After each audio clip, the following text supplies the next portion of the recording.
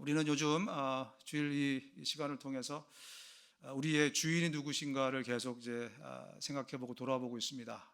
우리 교회의 주인 되신 예수님, 그리고 또 우리 지난 주간에는 우리 인생의 주인 되신 예수님에 대해서 우리가 깊이 묵상을 해봤습니다. 우리가 예수를 믿는다는 것은 예수 그리스도를 우리의 주인으로 왕으로 삼는 일입니다. 단순히 우리가 예수를 믿고 신뢰하고 의지해서 그분의 공로를 힘입어서 천국 가는 것, 그게 믿음의 전부가 아닙니다. 믿음이라는 것은 굉장히 깊습니다. 우리가 예수를 믿는다는 것은 예수 그리스도를 내 인생의 주인으로 왕으로 삼는다는 그러한 의미라는 것입니다. 그렇게 되면 우리 삶에서 당장 나타나는 현상 중에 하나가 우리의 기준이 바뀐다고 그렇게 말씀드렸습니다. 우리의 기준이 예수 그리스도가 되는 것입니다. 기준이 바뀌니까 우리가 평가하는 것이라든지 아니면 생각하는 것, 또 삶에 대한 어떤 해석, 이 모든 것들이 달라지게 되어 있다는 말씀을 우리가 지난 주간에 함께 나눴습니다.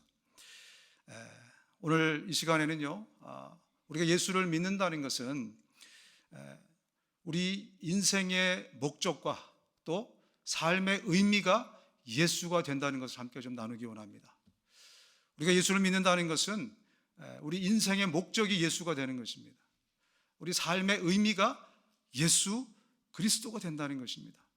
그동안 우리가 허망한 것들을, 세상의 것들을 나의 인생의 의미와 목적으로, 어떤 사람을, 또 어떤 목표를, 어떤 나의 소망을, 그것을 우리가 목적으로 또 인생의 최고의 것으로 붙들고 의미로 살았을지 모르겠지만, 우리가 예수를 믿게 되면 예수 그리스도가 그 자리를 리플레이스 한다는 거죠.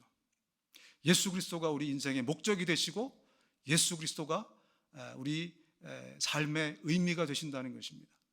마치 어떤 한 여인이 이제 결혼을 해서 자식을 낳고 열심히 살고 있는데 남편이 죽었습니다.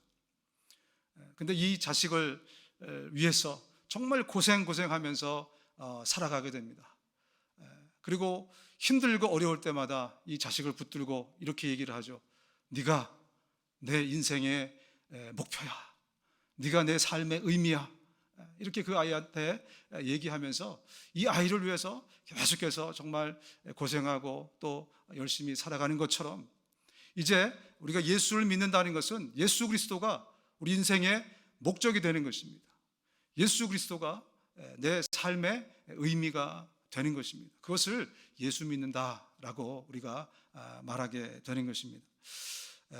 오늘 이 본문에 보면 정말 세상의 험한 것들을 붙들고 살아가다가 이제 예수를 믿게 되고, 그리고 그 예수를 삶의 목적과 의미로 붙들고 살아갔던 그 사람들의 이야기가 오늘 본문에 나와 있습니다.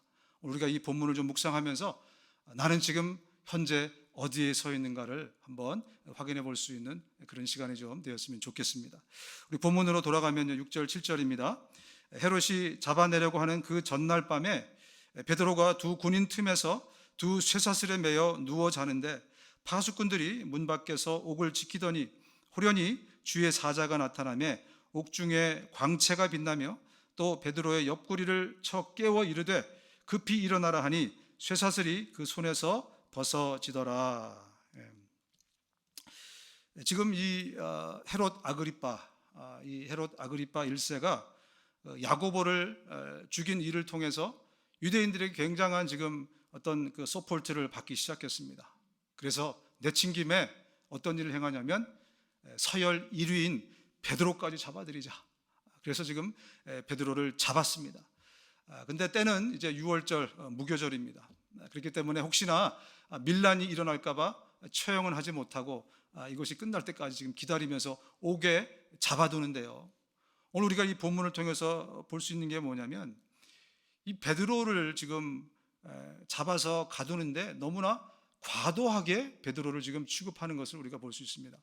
본문을 보면은 보통 이 흉악범을 잡게 되면 이 사람을 놓치지 않으려고 형사들이 어떻게 하죠? 자기 팔에다가 수갑을 하나 차고 또 범인에게다 수갑을 하나 차고 이렇게 하듯이 본문에 어떻게 되어 있냐면 베드로를 잡았는데 베드로가 흉악범도 아니잖아요. 근데도 불구하고 양쪽에다가 같이 착고를 채우는 겁니다. 병사들과 같이 착고를 채워서 지금 감옥에다가 가두는, 거기다가 16명이나 되는, 4명씩 돌아가면서 사조를 이루니까 16명이나 되는 사람들이 너무나도 과도하게 지금 베드로를 지키고 있습니다. 왜 헤롯 아그리빠는 이렇게 정말 심하게 베드로를 지금 지키는 것일까? 왜냐하면 사도행전 5장의 사건 때문에 그렇습니다. 여러분의 기억을 다시 사도행전 5장으로 돌아가서 보시면, 사도행전 5장에 어떤 일이 있었습니까? 이 사도들이 복음을 열심히 전했습니다. 성전에서 복음을 열심히 전하니까 그 제사장들과 이 사두개인들이 화가 났습니다. 절러시가 생겨서 그 사도들을 잡아서 감옥에다가 가둡니다. 그랬는데 그날 밤에 천사가 와서 그 모든 사도들을 다 꺼내줍니다. 그 사건이 그때 있었습니다. 거기에 베드로도 있었을 것입니다. 그랬기 때문에 지금 헤롯 아그리빠는 이 베드로를 아주 철저하게, 도저히 도망갈 수 없도록 양옆에다가 병사들을 같이 붙여가지고 착고를 같이 채워서 지금 감시를 하고 있는 것입니다. 여러분, 헤롯은 지금 알고 있습니다. 이 아그리빠는 알고 있어요. 예수의 능력을 통해서 지금 베드로가, 또 사도들이 기적을 일으키고 이적을 일으키고 있다는 사실을 그가 알고 있었어요.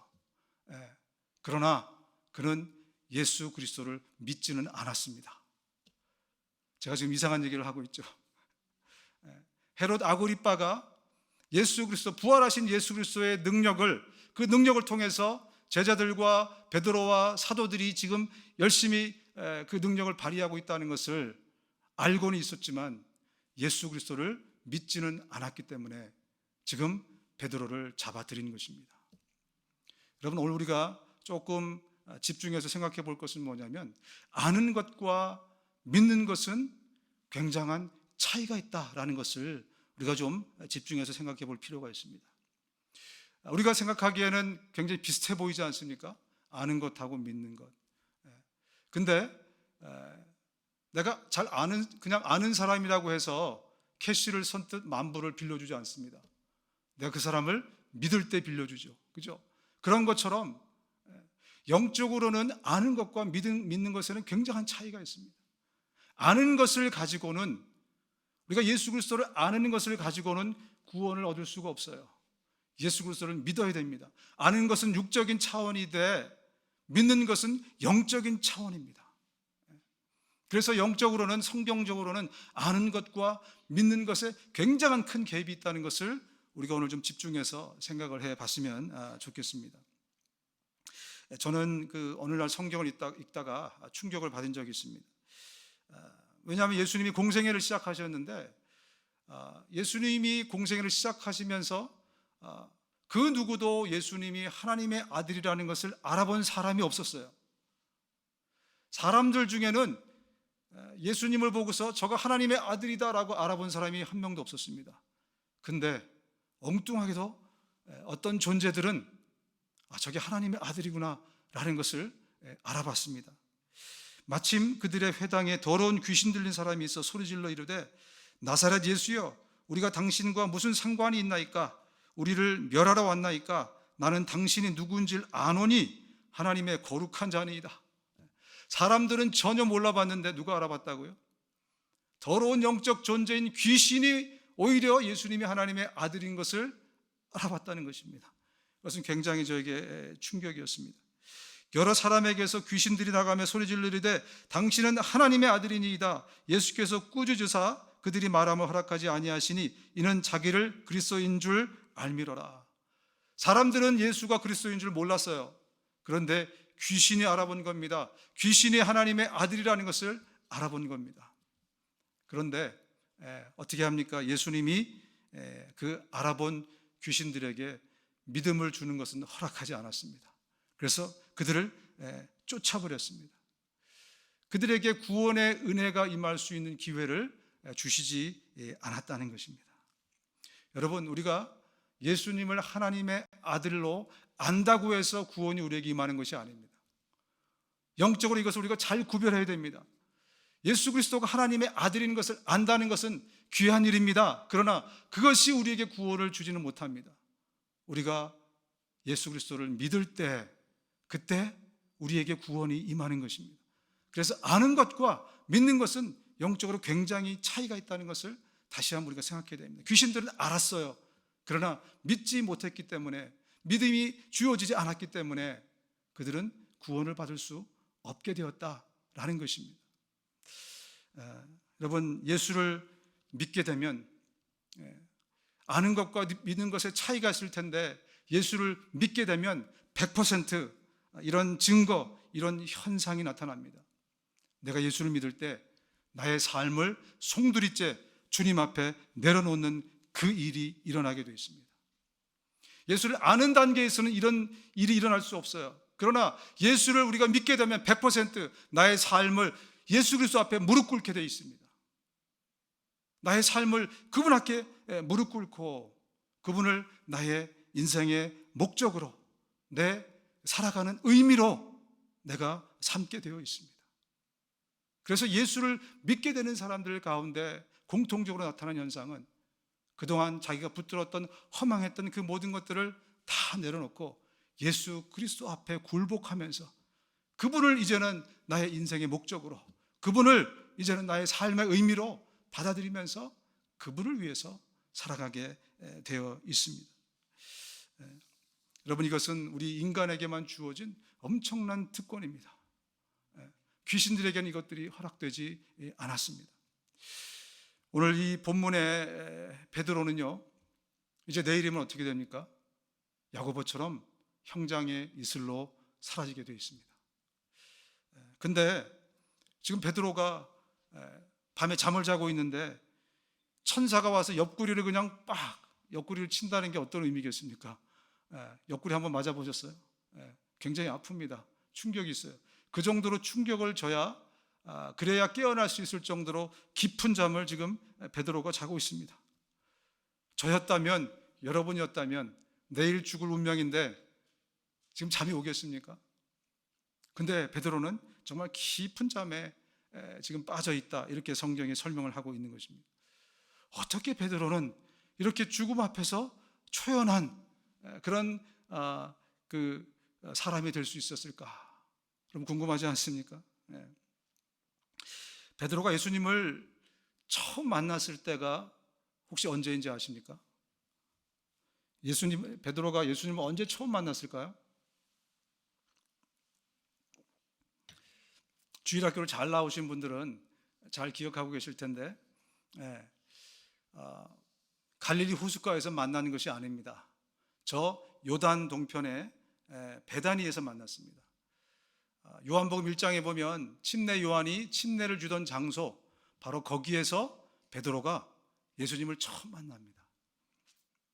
예수님을 처음 만났을 때 예수님이 베드로에게 뭐라고 얘기를 하시냐면, 이제 네 이름을 내가 바꿔주겠다고 말씀하세요. 이제는 너를 시몬이 아니라 게바, 베드로, 페트로스라고 내가 이제 부르겠다라고 이름까지 그렇게 말씀해 주십니다. 그런데 놀랍게도 베드로가 그때 예수님을 따라가지 않았습니다. 오히려 빌립이 그때 예수님을 쫓아갑니다. 나중에 요한복음 1장을 여러분들 한번 확인해 보십시오.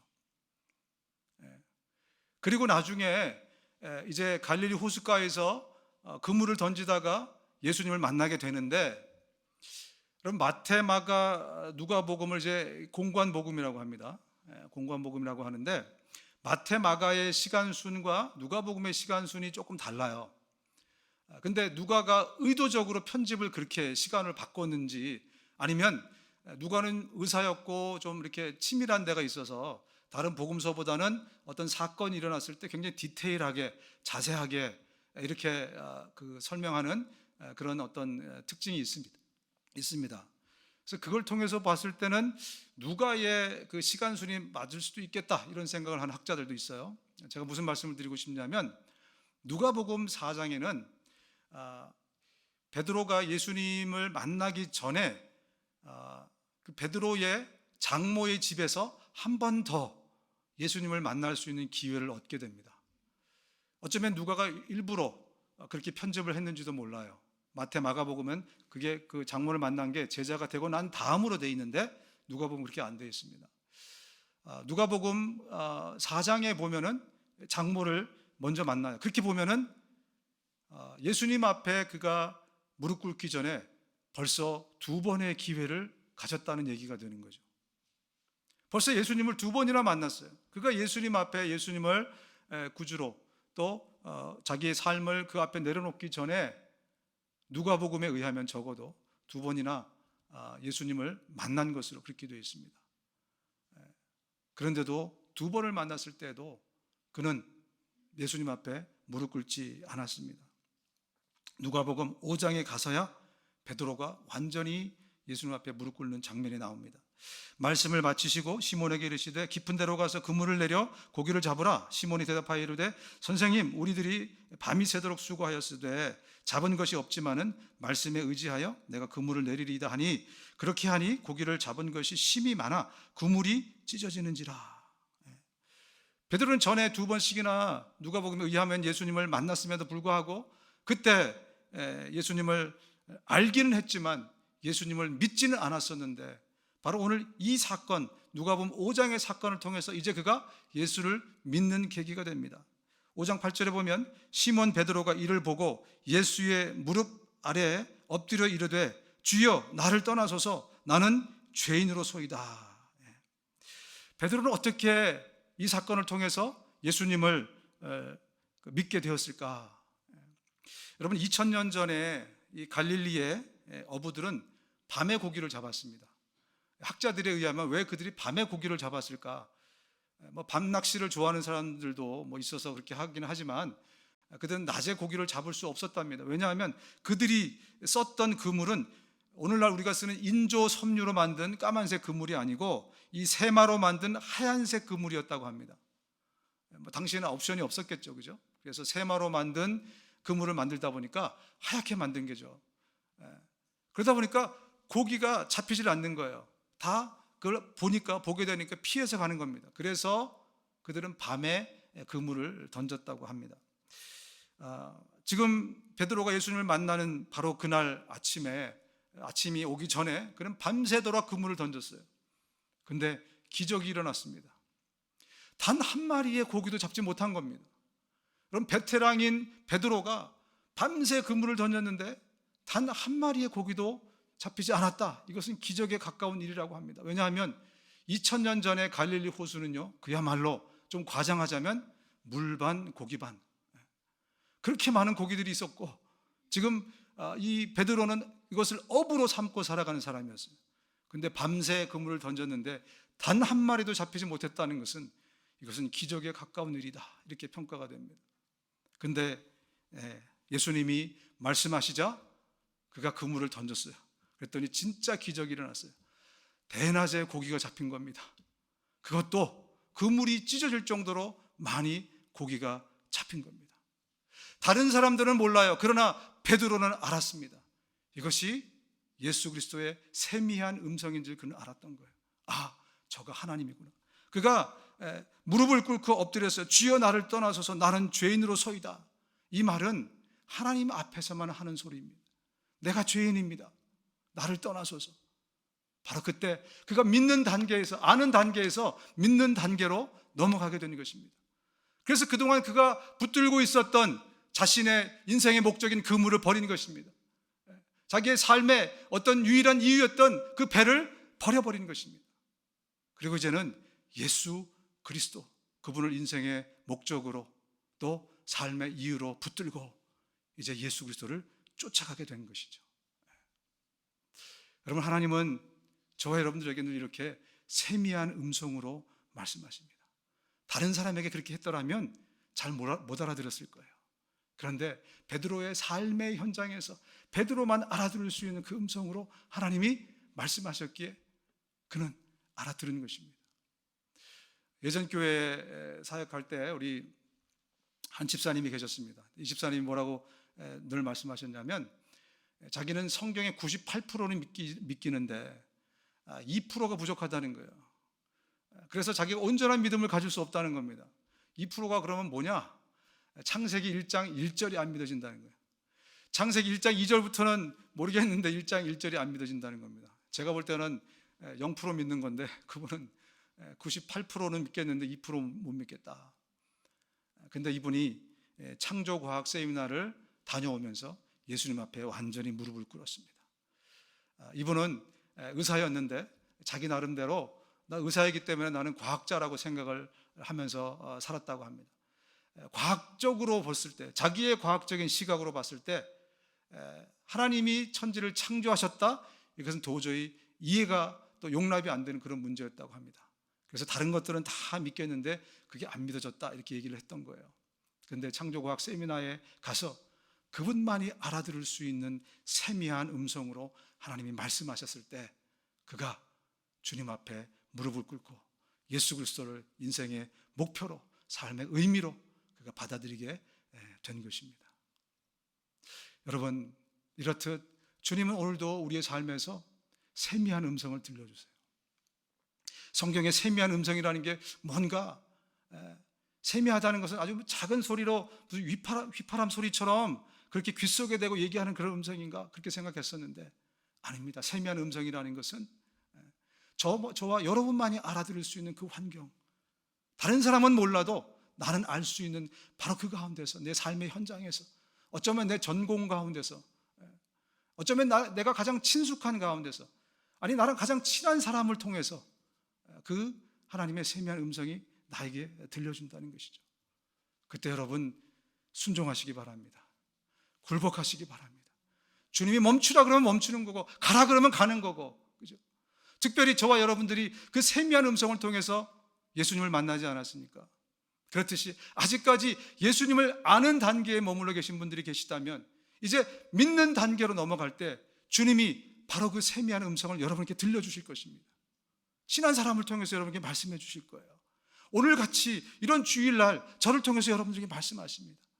이제 네가 붙들고 있는 그 허망한 것들, 그게 돈인지 명예인지 너의 육신의 행복인지 네 자식인지 그게 뭔지 모르겠지만, 너의 어떤 성취감인지 모르겠지만 그것을 다 내려놓고 이제 내 앞에 무릎 꿇지 않으련, 이제 믿음의 단계로 내가 너를 초청하는데 나를 너의 삶의 의미로, 목적으로 받아들이지 않으련, 이렇게 주님이 말씀하실 때 여러분 순종해서 여러분의 삶에서 일생일대의 최고의 날이 되실 수 있기를 주님의 이름으로 축원합니다.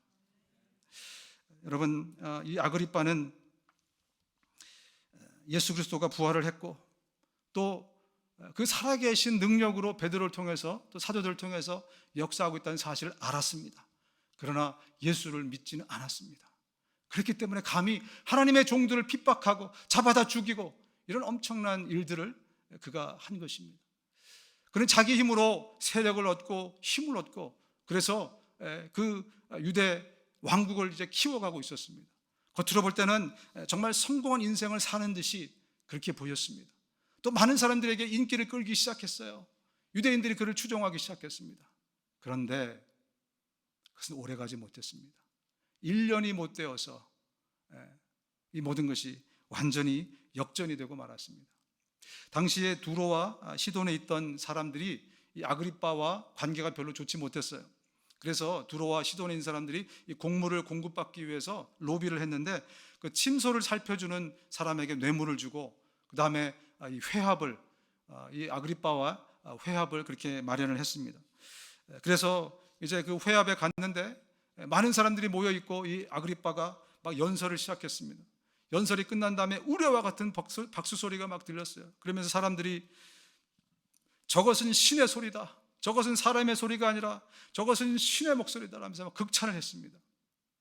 근데 그때 그 아그리빠가 하나님께 영광을 돌리지 않고 하나님이 받으실 그 영광을 자기가 취했다, 이렇게 오늘 성경 본문은 말하고 있습니다. 그랬더니 어떤 일이 일어났습니까? 그 뱃속에 있는 회충들이 그를 갉아먹기 시작했습니다.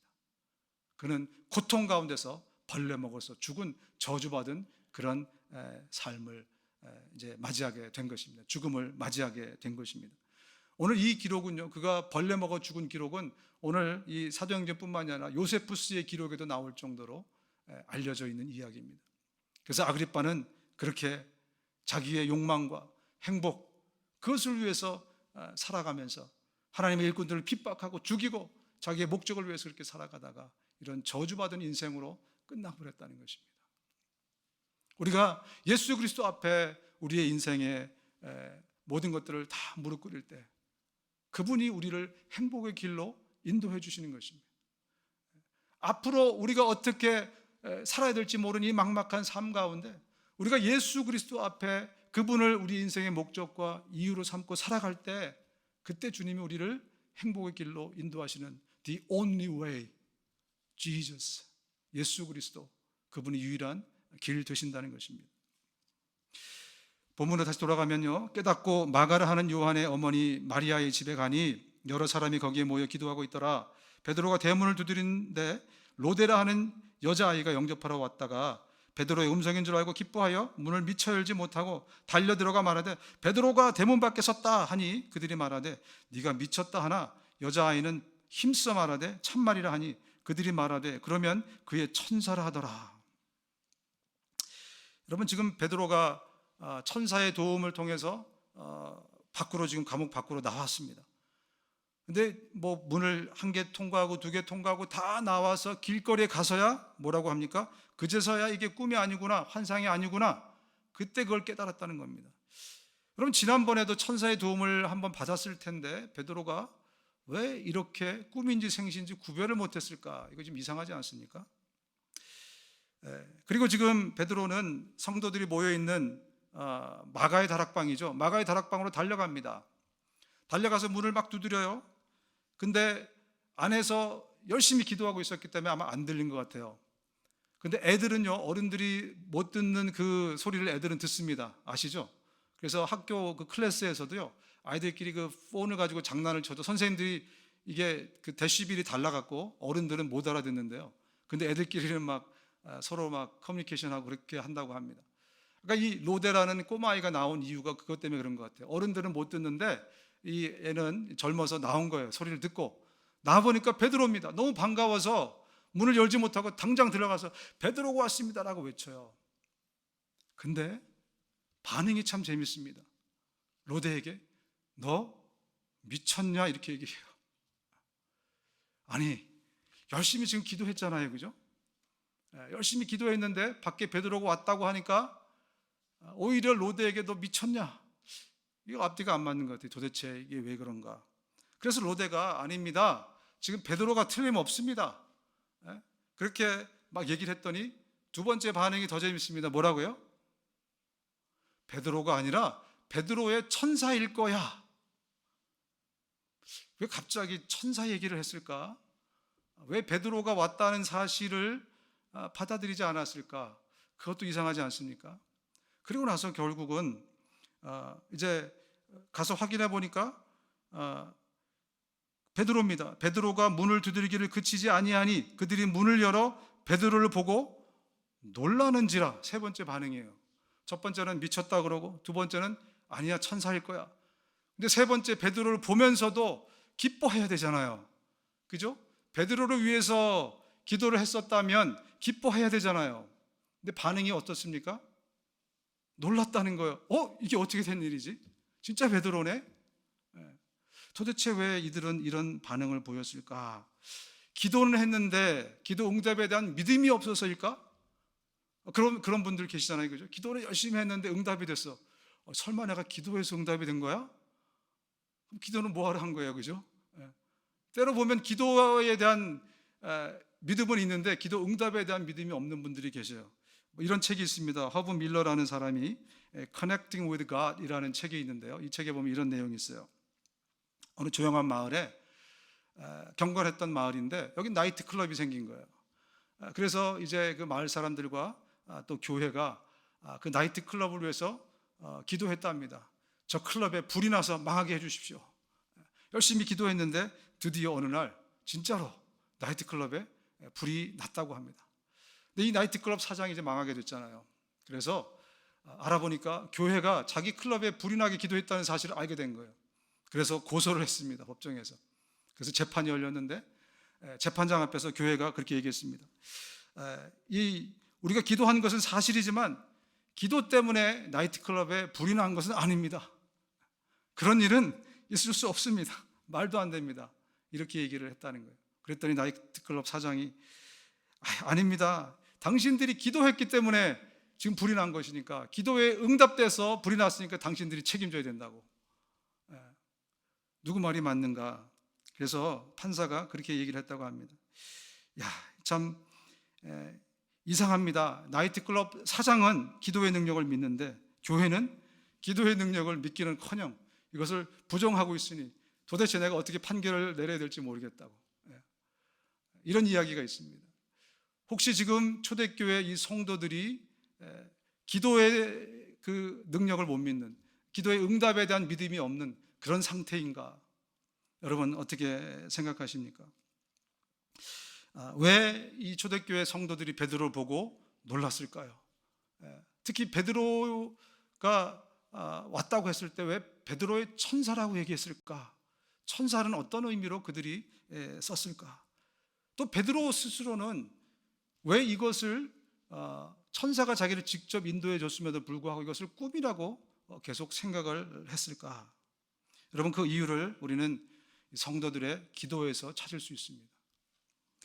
여러분 이 성도들은 베드로를 살려달라고 기도했을까요? 아니면 베드로가 잘 순교할 수 있도록 은혜를 달라고 기도했을까요? 어떻게 생각하십니까? 베드로를 살려달라고 정말 그들이 마가다락방에 모여서 열심히 기도했을까요? 아니면 베드로가 정말 잘 순교할 수 있도록 은혜를 달라고 기도했을까? 아마 처음에 야고보가 잡혔을 때 그들은 야고보를 위해서 기도했겠죠. 그죠? 인간적인 마음으로 기도했을 겁니다. 야고보 좀 살려주십시오. 근데 하나님 어떻게 했습니까? 야고보를 데려가셨어요. 그리고 나서 그들은 베드로가 잡혔을 때 기도를 바꿨을 것입니다. 저것이 하나님의 뜻이구나. 베드로를 살려주십시오라고 기도하기보다 베드로가 야고보처럼 잘 순교할 수 있도록 하나님 도와주십시오라고 기도했을 것입니다. 그랬기 때문에 베드로가 나타났을 때 베드로의 천사일지 모르겠다, 베드로가 죽었다고 생각했으니까 베드로의 어떤 영혼이 나타났지 않을까, 그런 의미에서 천사라는 표현을 쓰지 않았겠는가. 그리고 그들은 로데에게 미쳤다, 어떻게 베드로가 살아 돌아올 수 있느냐, 그를 위해서 우리가 이렇게 기도하고 있는데, 아마 그런 반응을 보였을지 않겠는가. 베드로 역시 자기가 날 살려주시면 내가 더 주를 위해서 열심히 일하겠습니다, 이렇게 기도했더라면 그는 잠을 자지 않았을 것입니다. 천사를 기다렸을 것입니다. 그런데 어떻습니까? 모든 것을 다 내려놓고 잠을 쿨쿨 자고 있었던 것입니다. 어떻게 그들은 이렇게 기도할 수 있는가? 그들의 삶의 목적이, 살아가는 이유가 더 이상 내가 아니기 때문에 그렇습니다. 이 세상에 허망한 것들이 아니기 때문에 그렇습니다. 그들이 살아가는 목적과 이유는 이제 예수 그리스도예요. 그렇기 때문에 그들은 그렇게 기도할 수 있었던 것입니다. 오히려 주를 위해서 장렬하게 죽을 수 있도록 주님 은혜를 베풀어 주시옵소서. 삶의 이유와 목적이 예수 그리스도로 변한 사람들은 이런 고백을 합니다. 우리 같이 한번 읽어봤으면 좋겠습니다. 빌립보서 1장 20절부터 21절입니다. 이제 우리의 삶의 목적이, 이유가 예수 그리스도가 된 사람은 이렇게 고백하며 살아갑니다. 시작. 나의 간절한 기대와 소망을 따라 아무 일에든지 부끄러워하지 아니하고 지금도 전과 같이 온전히 담대하여 살든지 죽든지 내 몸에서 그리스도가 존귀하게 되게 하려 하나니 이는 내게 사는 것이 그리스도니 죽는 것도 유익함이라. 이 고백이 우리 모두의 고백이 되실 수 있기를 주님의 이름으로 축원합니다. 우리가 주를 위해서 사는 것도 유익하지만 주를 위해서 죽는 것은 더욱더 유익하다, 이렇게 고백할 수 있는 그런 우리 모두가 되었으면 좋겠습니다. 여러분 혹시 세상의 유혹에 휩쓸려서 삶의 목적이었던 예수 그리스도를 이제 잃어버리고 정말 표류하고 있는 그런 인생이 계십니까? 내가 예수를 이제 믿었는데 그럼에도 불구하고 내 삶의 목적과 나의 삶의 이유가 분명히 바뀌었음에도 불구하고 살아가다 보니 세상 풍파에 휩쓸리고 세상의 유혹에 휩쓸려서 이제 겉돌고 있는, 표류하고 있는 그런 삶을 살고 있는 분이 계시다면 회개하고 돌아오시기 바랍니다. 주님의 세밀한 음성을 들으시기 바랍니다. 여러분에게만 알아들을 수 있는 그 삶의 현장에서 주님이 말씀하실 때 순종하고 즉각적으로 다시 무릎 꿇고 주님께 돌아오시기 바랍니다. 왜 행복하지 않은가? 왜 어려운가? 왜 갈등하는가? 왜 고민하는가? 삶의 이유와 목적이 다시 허망한 것이 되었기 때문에 그렇습니다. 내 인생의 목적과 목표와 살아가는 이유가 예수 그리스도가 된다면 우리 삶의 모든 갈등이 사라질 것입니다. 우리 삶의 모든 고민이 사라지고 근심이, 걱정이, 두려움이 사라질 것입니다. 다시 우리가 예수 그리스도, 그분을 내 삶의 이유, 내 살아가는 목적으로 붙들 수 있는 우리 모두가 되실 수 있기를 주님의 이름으로 축원합니다.